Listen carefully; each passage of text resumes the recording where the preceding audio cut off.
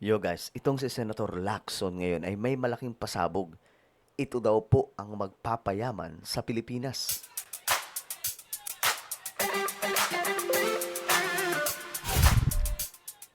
Alright guys, magandang oras po sa inyong lahat. Ako muli ito nagbabalik dito sa ating YouTube channel, Sangkay Dyan Dyan. So, kamusta po kayo mga kababayan? At ito, pag-usapan po natin ngayon mga sangkay itong malaking pasabog ni Tito Lacson. Ni Senator Lacson mga sangkay tungkol po dito sa magpapayaman sa Pilipinas. At sa maisisiwalat ngayon, mga sangkay, malamang marami po ang magiging realization na marami sa ating mga kababayan. Okay, pag-usapan po natin ito. Bago tayo mag-umpisa, no, sa mga hindi pa po dyan nakakapag-subscribe sa ating YouTube channel, makikita nyo po yung subscribe button sa baba ng video na to. I-click nyo lamang po yung subscribe, i-click ang bell, at i-click nyo po yung all. Sa mga nanonood naman po sa Facebook, syempre, i-follow nyo po yung ating Facebook page. Okay, mga sangga, ito po ang sinabi ni Senator Lacson. Ayon po kasi sa balitang ito, ayon daw po kay Ping, Pinas yayaman sa China Joint Energy Venture. So anong mayroon dyan? Ito ang pasabog mga sangkay. Malalaman po ninyo. Siguro may mga tatas ang kilay dyan, pero real talk ito. At binablog ko na rin po ito dati pa mga sangkay kung ano po ito, gaano po kahalaga itong usapin. Sabi ni Senator Lacson dito, dapat pag-aralan ng Administrasyong Marcos ang posibilidad ng joint energy venture sa China dahil maaaring dito yayaman ang Pilipinas. So, marahil ito makapagpayaman sa bansa natin. Hindi po yung sinasabing ginto. So, ang magpapayaman sa atin ay ito mga sangkay. Itong posibilidad na joint energy venture ng China at Pilipinas. Ano mayroon dyan? Gayunman, sinabi ni Lacson na ang ganitong kasunduan ay dapat mahigpit na sumunod sa 60-40 na probisyon sa pagmamayari ng dayuhan na nakasaad sa 1987 Constitution. Alam niyo mga sangkay, ito may sabit itong 60-40. Sa totoo lang, itong 60-40, di ba pinag-uusapan na po natin ito noon pa. Ito po yung harang sa maraming mga investor sa ating bansa. Ang rason kung bakit wala pong pumupunta dito gaano ng mga dayuhang negosyante at nagpupuntahan po sila sa China, Singapore, and other countries like Vietnam ay dahil po dito sa 60-40 provision mula sa Constitution pagdating po sa foreign direct investment. Ito yung harang mga sangkay. Pero inyo naman, luging-lugi sila dyan, 40%. Yes, sabi dito, Foursquare behind. Sinusuportahan ko kasi sayang yayaman tayo doon. Ani Lacson sa panayam sa radyo ng tinanong na kung dapat ikonsidera ng Administrasyong Marcos ang joint exploration. So, what they are talking mga sangka is about West Philippine Sea.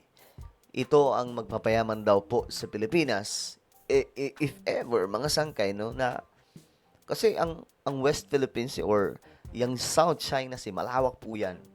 At kaya po yung pinag-aagawan ng Vietnam, China, Pilipinas, and some countries, mga sangkay, in Asia, ay dahil po sa langis, dahil po sa oil. So kung magkakaroon po ng pagkakataon na magsasama-sama itong mga bansang ito at Pilipinas at China, syempre ito naman po lagi ang mainit na nag-aaway dyan. Guys, ito po magpapayaman sa Pilipinas. Tingnan yung mga sangkay, yung UAE, di ba? Qatar, at Saudi Arabia, 'di ba? Ang yaman po nila mga sangkay. Bakit? May sarili po silang nagpo-produce po sila ng oil, 'di ba? Sila ang binibilhan ng oil ng iba't ibang mga bansa. Kahit nga po tayo bumibili din tayo doon. 'Di ba? Malaking porsyento ng oil doon natin ino-order 'yan. Kung tayo meron din 'yan, mga sangkay, 'di ba? Sa ilalim ng Section 2, Article 12 ng 1987 Constitution, ang Estado ay maaaring pumasok sa co-production, joint venture o production sharing agreements sa mga mamamayang Pilipino sa mga korporasyon o asosasyon na hindi bababa sa 60% ng kapital ay pag-aari ng mga naturang mamamayan. Ayan po yun mga sangkay.